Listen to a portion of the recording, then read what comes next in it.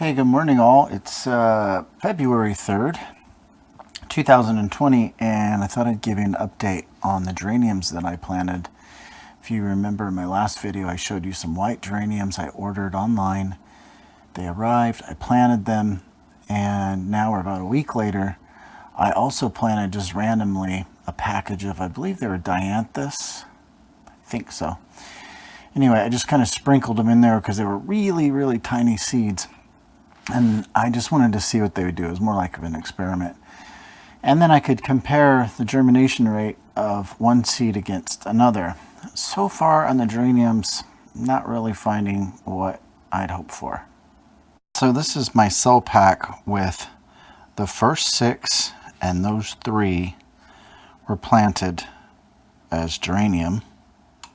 Now you can see down here in the lower right hand corner, it appears that I have one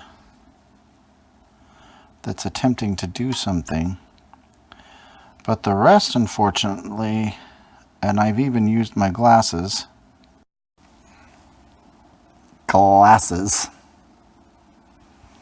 to really get down there and have a look. But there might be one other that's coming in, but otherwise it's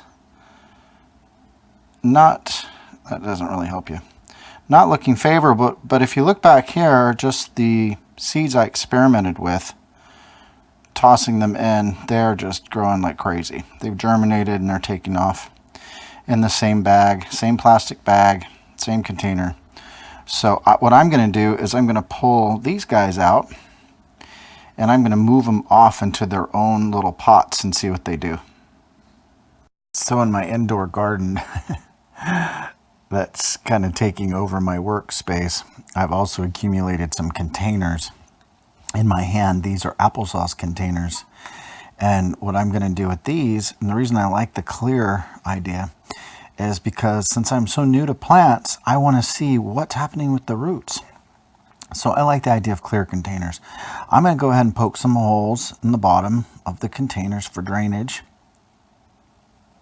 I'm going to scoop into my Pro Mix bag there, get myself some soil, just a few tiny drops of Osmocote, and then I'm going to go ahead and transfer those smaller flowers into the applesauce containers. All right, I managed to pop some holes into my applesauce containers just using a regular old steak knife from the kitchen drawer. Osmocote, the smart release plant food, is something that was suggested to me by an expert gardener, and so that's the reason I'm using it. I will put a link in the description below if you want to help support my channel. That would be great. Go ahead and grab up a little soil. Don't need a whole bunch there. And here, I think most would probably say this is way overkill, but I'll show you. I mean, I'm not going to do very much. I'm just like talking a few pellets. That's it. Then I'm going to smash them down in and kind of mix them up with my fingers. The way I understand it, there isn't much in the way of a lot of nutrients in this. They call it soilless mixture of Pro Mix. So I just feel like I need to do something here to give them a little bit of food, and I'll just do that in the beginning. This slow release is supposed to last for 6 months. These plants will not stay in this container for 6 months. I'm sure they'll break out within a couple of weeks. Same thing, I just fill these up with water and set them in the sink, and I'm just going to let them drain down now. So I have some choices.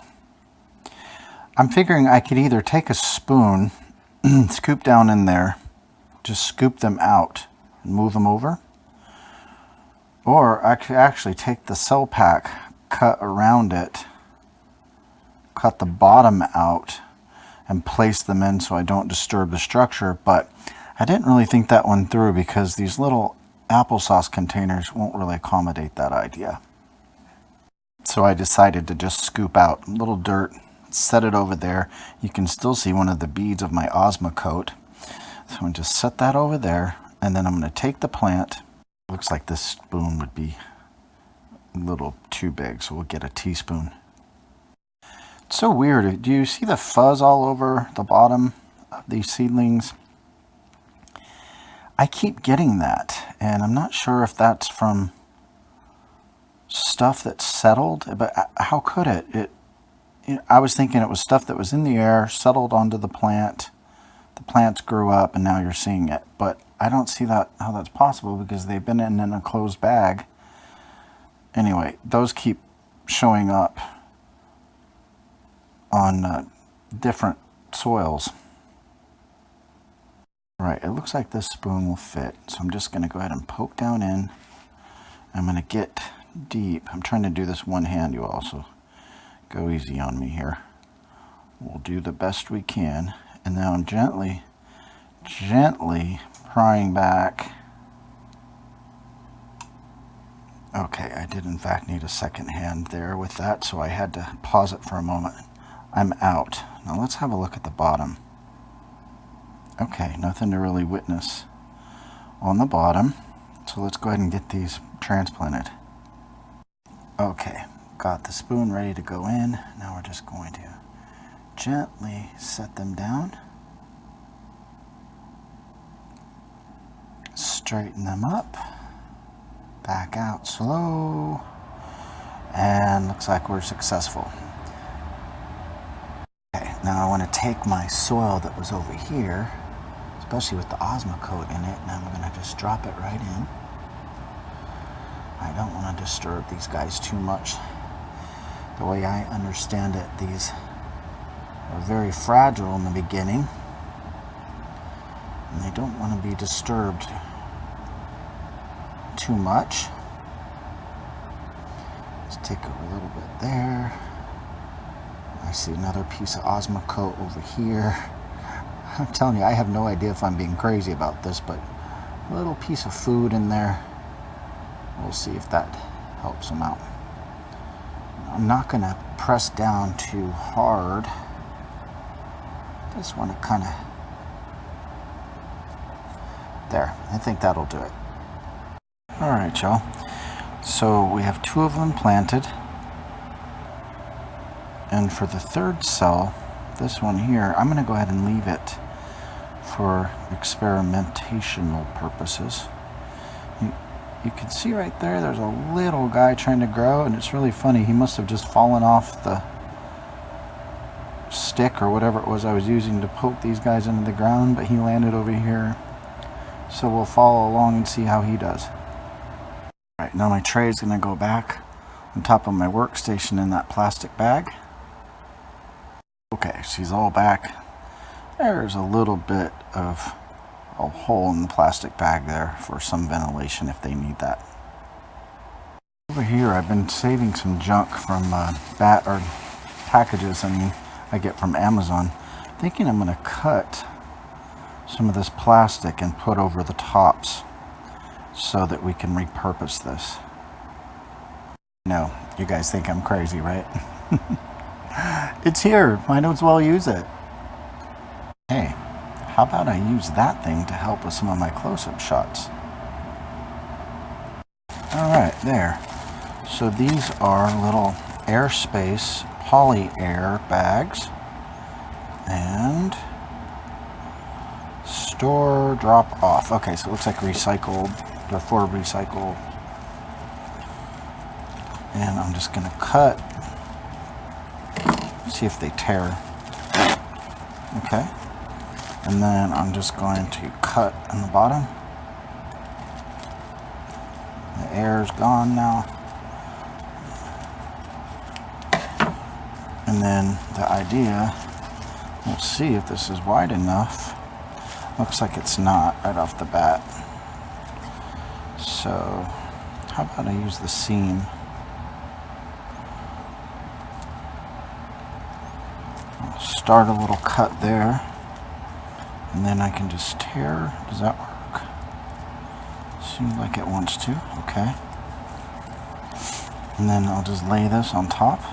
What do you think? Don't know. Okay, looks like we're doing it. I'll just slow down. Story of my life. Slow down. Okay, look at that, guys. Suddenly, I've created, is this like a greenhouse? Now I'm confused. Do I poke holes in it? I don't know. How about we'll do one for our science experiment. We'll do one without holes, and I'll do one with holes. All right, let's do the second. And cover. I made the seam cut a little bit longer. Okay, there we go. And then now probably just, I should have actually poked it, huh? If I put a little scissor cut, I wonder if it's going to collapse the bag. I'm thinking it would. Does it?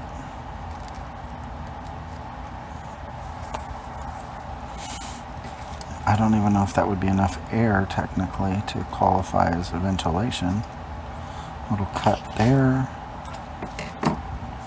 You can see there is a little cut I made, and I can see air, or I'm sorry, I can see a hole that would allow for the air. So one with air, one without, and then let's come back later and see what happens.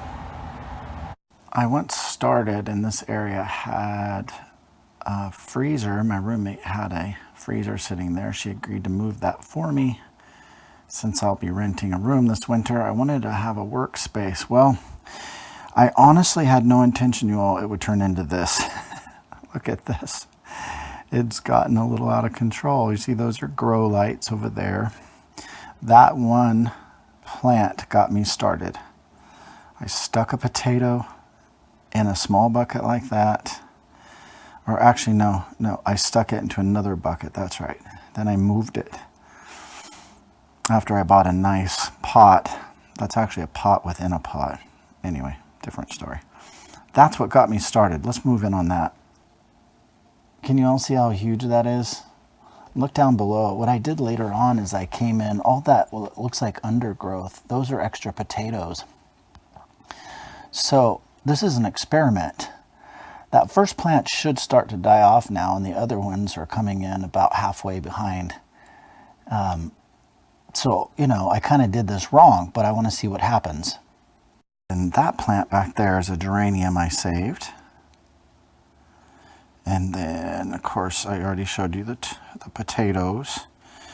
And this, my roommate's got some bulbs going here, so I moved them over here to get some light from the window. Those right there you see are some cuttings, Japanese maple and cranapple.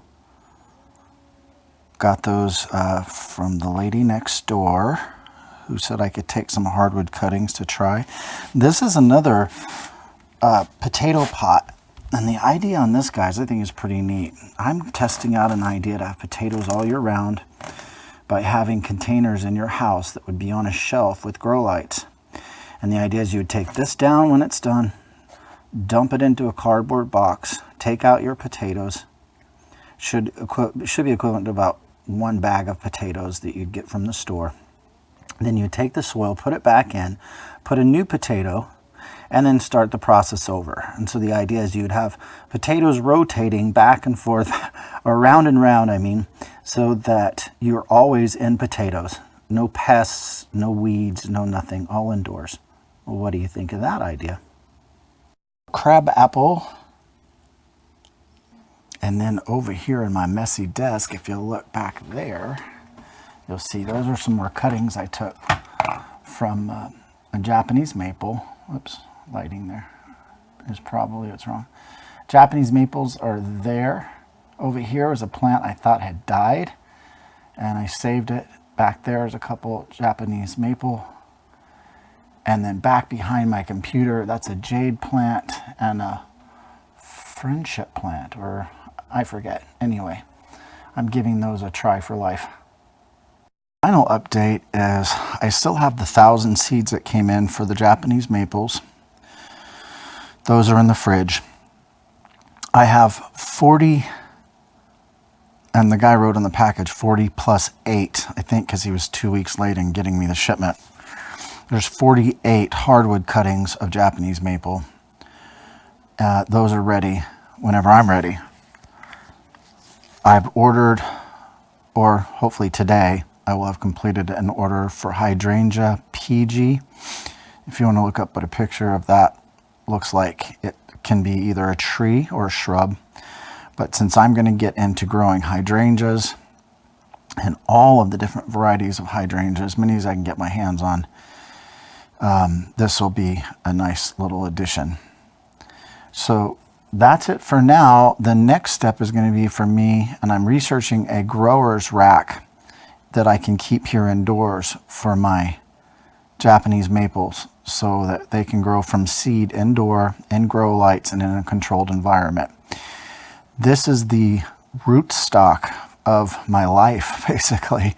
These 1,000 seeds, I'm hoping for at least 65% germination rate.